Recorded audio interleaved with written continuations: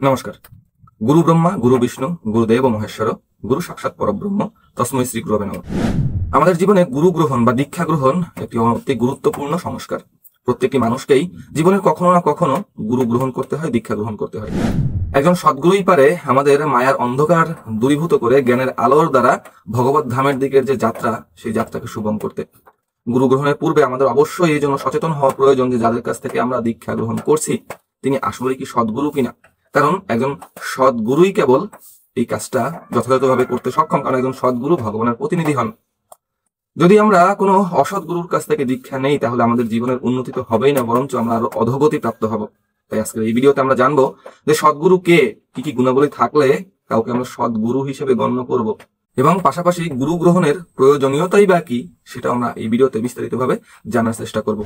ভিডিওটি খুবই গুরুত্বপূর্ণ, তাই শেষ পর্যন্ত দেখবেন। দেখে ভালো লাগলে অবশ্যই একটি লাইক দিয়ে আমাদের উৎসাহ দিবেন। এমন ধরনের ভিডিও প্রতিনিয়ত পাওয়ার জন্য ইউটিউব চ্যানেলে সাবস্ক্রাইব এবং ফেসবুক পেজটিকে লাইক ও ফলো করে সাথে থাকবেন। চলুন মূল আলোচনার দিকে যাই। প্রথমত আমরা জানি গুরু শব্দের অর্থ কি। স্কন্দ পুরাণে বর্ণিত আছে গু শব্দের অর্থ স্তন্ধ কারস্য, আর রু শব্দের অর্থ হচ্ছে স্তত নিরোধক।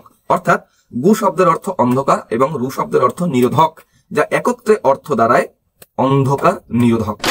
এবারে আমরা জানি যে গুরু কে। অজ্ঞতার গভীর অন্ধকারে আমাদের জন্ম। অনাদিকাল ধরে আমরা স্বরূপ বিস্তৃত হয়ে অন্ধকারময় মায়িক জগতে নানাবিধ দুঃখে জীবন অতিবাহিত করছি। এই অবস্থায় যিনি জ্ঞানের আলোকবর্তিকা নিয়ে এসে আমাদের জ্ঞান চক্ষুর উন্মোচন করেন তিনি হচ্ছেন গুরু। গুরু শব্দের আরেকটি অর্থ হচ্ছে ভারী, অর্থাৎ যিনি শিষ্যের জন্ম মৃত্যুর চক্র রোধ করার গুরু দায়িত্ব নেন বা ভার বহন করেন তিনি হচ্ছেন গুরু। এবারে আমরা জেনে নিই যে গুরু গ্রহণ কেন করতে হয়। নানা প্রকার জড় আসক্তি, আমিত্বের মিথ্যা অহংকার প্রভৃতির ফলে আমাদের জড়জগতে পতিত হতে হয়। এখনো বদ্ধ দশা থেকে উদ্ধারকামী যে কাউকে পারমার্থিক শ্রী গুরুদেবের চরণে আশ্রয় নিতে হয়। এই গুরুদেব ভগবানের সাথে আমাদের সম্পর্ক কিভাবে হারিয়ে গেল তা অবহিত করেন এবং কিভাবে সে সম্পর্ক পুনঃপ্রতিষ্ঠিত করা যায় সে সম্বন্ধে আমাদের শিক্ষা প্রদান করেন। ভগবত গীতার 4th অধ্যায়ের 34 নম্বর শ্লোকে বলা হচ্ছে, সদ্গুরুর শরণাপন্ন হয়ে সত্যকে জানার চেষ্টা করো, অকৃত্রিম সেবার দ্বারা তাকে সন্তুষ্ট করো, বিনীতভাবে প্রশ্ন জিজ্ঞেস করো, তাহলে সেই তত্ত্বদ্রষ্টা পুরুষ তোমাকে দিব্য জ্ঞান প্রদান করবেন, কারণ তিনি সেই সত্যকে দর্শন করেছেন। গুরু গ্রহণের প্রয়োজনীয়তা হলো শুদ্ধ ভগবত ভক্তির শিক্ষা গুরুদেব প্রদান করেন। গুরুদেবের সম্মুখে সেবা অর্থাৎ বপু সেবা বা বাণী সেবার মাধ্যমে শিষ্যের যথার্থ মঙ্গল সাধিত হয় এবং দিব্য জ্ঞান হৃদয়ে প্রকাশিত হয়। যিনি পারমার্থিক জীবন সম্বন্ধে, সৎকর্ম সম্পর্কে, ভগবানের সাথে তার সম্পর্ক সম্বন্ধে জানতে ঐকান্তিকভাবে আগ্রহী, তার পক্ষে গুরু গ্রহণ একান্ত আবশ্যক। গুরুদেবের শরণাগত হতে হয়, কেননা শরণাগতি ছাড়া আমরা কিছুই শিখতে পারি না। গুরুদেবের কৃপা ছাড়া কৃষ্ণ কৃপা পাওয়া যায় না। গুরুদেবের নিকট যে অনুপাতে আত্মসমর্পণ করব সেই অনুপাতে ভগবান আমাদেরকে গ্রহণ করবেন। তাহলে এখন প্রশ্ন হচ্ছে গুরু কে সেটাও বুঝলাম, গুরু গ্রহণের প্রয়োজনীয়তা কি সেটাও বুঝলাম, কিন্তু সদ্গুরুকে কিভাবে চিনব যে কোন গুরু সদ্গুরু? পূর্বোক্ত গীতার শ্লোকটিতে ভগবান সদ্গুরুদেবের কথা বলেছেন, কেননা সমাজে এমন অনেক গুরু আছেন যারা কোনো তপস্যা করেন না, অবৈধ স্ত্রী সঙ্গ, তাসপাশা, জুয়া ইত্যাদি নিষিদ্ধ কর্ম করে, মাংসাহার করে, শাস্ত্র জ্ঞান নেই, যারা পরম্পরা লব্ধ জ্ঞান প্রাপ্ত হননি, শাস্ত্রীয় অনুশাসন নিজেদের জীবনে পালনই করেন না, নিজেরা মনোকল্পিত আদেশ শিষ্যকে প্রদান করেন, প্রামাণিক আচার্যদের পদাঙ্ক অনুসরণ করেন না, নিজে মুক্ত নন, তাদের একমাত্র উদ্দেশ্য হচ্ছে শিষ্য সংখ্যা বাড়ানো, শিষ্যের বিত্ত ধন নিয়ে নিজে বিলাসবহুলভাবে জীবন যাপন করা। তাই প্রকৃত কল্যাণকামী একজন শিষ্য গুরুদেবকে যাচাই বাছাই করে দেখবেন, ইনি কি আমাকে জন্ম মৃত্যুর বন্ধন থেকে পরিত্রাণ করতে পারবেন?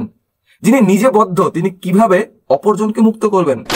যথার্থ গুরুদেব হবেন ভগবানের প্রতিনিধি। ঠিক যেভাবে রাষ্ট্রদূত রাষ্ট্রের প্রতিনিধিত্ব করেন, তেমনি সদ্গুরুদেব ভগবানের প্রতিনিধিত্ব করবেন। তিনি কৃষ্ণ কথা, কৃষ্ণ ভক্তি প্রচার ছাড়া অন্য কোনো কর্মই করেন না।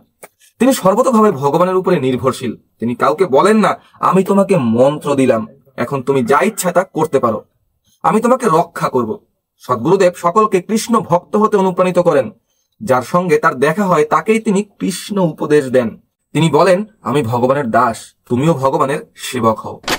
শ্রীমদ্ ভাগবতের 11 স্কন্ধের 3য় অধ্যায়ের 21তম শ্লোকে বলা হচ্ছে, যথার্থ সুখ শান্তি এবং কল্যাণকামী মানুষকেই সদ্গুরুর আশ্রয় গ্রহণ করে দীক্ষা গ্রহণ করার মাধ্যমে তার নিকট আত্মনিবেদন করতে হয়। সদ্গুরুর যোগ্যতা হলো তিনি শাস্ত্র সিদ্ধান্তে সুনিপুণ এবং অন্যদের তা বোঝাতে সক্ষম।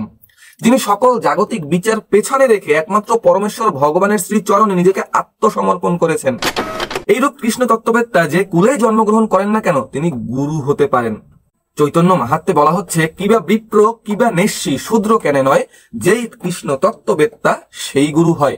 রূপ গোস্বামীপাদ বলেছেন যে ধীর ব্যক্তি বাক্যের বেগ, মনের বেগ, ক্রোধের বেগ, উদর উপস্থের বেগ, জিহ্বার বেগ দমন করেছেন, তিনি পৃথিবী শাসন করতে পারেন, অর্থাৎ গুরু হতে পারেন।